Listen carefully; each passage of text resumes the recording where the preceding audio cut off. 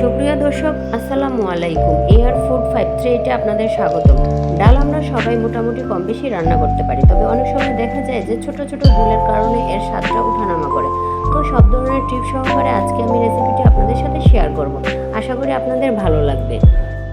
তার আগে এখনও যারা আমার চ্যানেলটি সাবস্ক্রাইব করেনি তারা প্লিজ সাবস্ক্রাইব করে নেবেন এবং লাইক করে পাশে থাকা বেল বাটনটি ক্লিক করে দিন। এর জন্য প্রথমে চুলায় একটি প্যান বসিয়ে দিয়েছি এবং এতে দিয়ে দিচ্ছি পরিমাণ মতো রেগুলার খাবার তেল।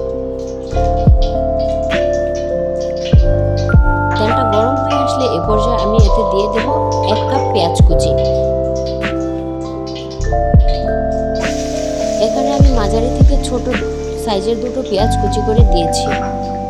তেলের সাথে পেঁয়াজটা ভাজবো, একটা লালচে বর্ণ হওয়া পর্যন্ত এটা ভাজবো।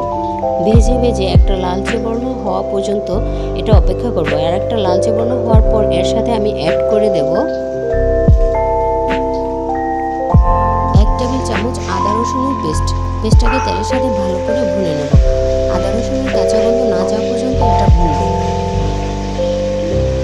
ভুনা হয়ে এসেছে, এ পর্যায়ে দিয়ে দিচ্ছি সামান্য পানি। এ পর্যায়ে এসে গুঁড়ো মশলা অ্যাড করব। মশলাটা যেন পুড়ে না যায় এজন্য আমি পানি অ্যাড করে দিয়েছি।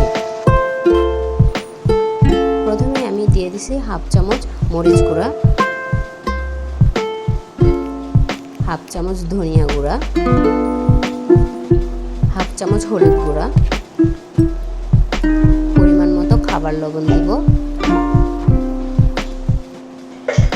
এখন সবগুলো মশলা একসাথে ভালো করে ভুনে নেব।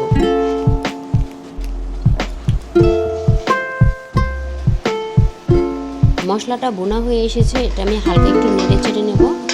এখন এর মধ্যে আমি ডালটা অ্যাড করে দেব। ডালটা আমি আগে থেকেই ধুয়ে রেখেছিলাম। এখন আমি ডালটা দিয়ে দিচ্ছি। এখানে আমি 3 ধরনের ডাল নিয়েছি: মসুর ডাল, মুগ ডাল, বুটের ডাল। বুটের ডালটা আমি 2 ঘন্টার মতো ভিজিয়ে রেখেছিলাম। মুগ ডালটা একটু হালকা ভেজে নিয়েছি। এখন মশলার সাথে ডালটা আমি ভালো করে কষিয়ে নেব।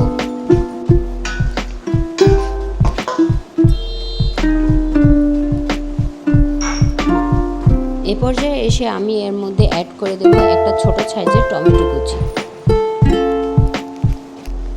সবগুলো উপকরণ একসাথে ভালো করে নেড়ে চেড়ে মিশিয়ে নিচ্ছি এবং এটা কিছুক্ষণ সময়ের জন্য কষাবো। এ পর্যায়ে এসে আমি এখানে দিয়ে দেব 2-3টের মতো কাঁচামরিচ। সবকিছু আবারও কষিয়ে নেব।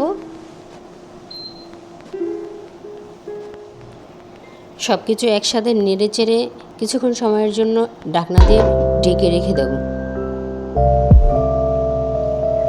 এ পর্যায়ে ঢাকনাটা উঠিয়ে আমি আরেকটু নেড়ে চেড়ে নেব।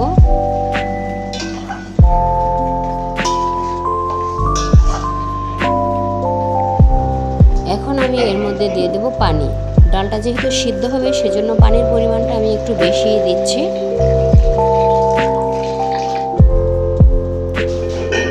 এখন এটা ভালো করে মিশিয়ে ঢাকনা দিয়ে ঢেকে দেব। ঢেকে এটা আমি রান্না করব 10 থেকে 12 মিনিটের মতো। এভাবে ডেকে ডেকে রান্না করব সিদ্ধ না হওয়া পর্যন্ত। এ পর্যায়ে এসে দিয়ে দিচ্ছি ধনেপাতা কুচি, সেই সাথে দিয়ে দিচ্ছি আরও 2টো কাঁচামরিচ। ধনেপাতাটা ডালের সাথে ভালো করে মিশিয়ে নিয়েছি, সেই সাথে কিছু কিছু ডাল ভেঙে দিয়েছি যেন একটু ঘন থকথকে ভাব হয়। ভুনা ডালের কিন্তু একটা বৈশিষ্ট্য আছে, ডালগুলো দেখতে আস্তে আস্তে মনে হয় কিন্তু ধরলে মিলে যায়। এরকম তখনই হয় যখন ডালটা ভালো মতো ভুনা হয়। ভুনা ভালো না হলে ডালটা থেকে কিন্তু কাঁচা কাঁচা একটা গন্ধ আসে। তো এদিকে খেয়াল রেখে অল্প আঁচে ডালটা ভালো করে ভুনে নেবেন। এভাবে রান্না করলে আশা করি আপনাদের ভালো লাগবে। আজকের ভিডিওটা এখানেই শেষ করছি। এতক্ষণ দেখার জন্য সবাইকে ধন্যবাদ। আল্লাহ হাফেজ।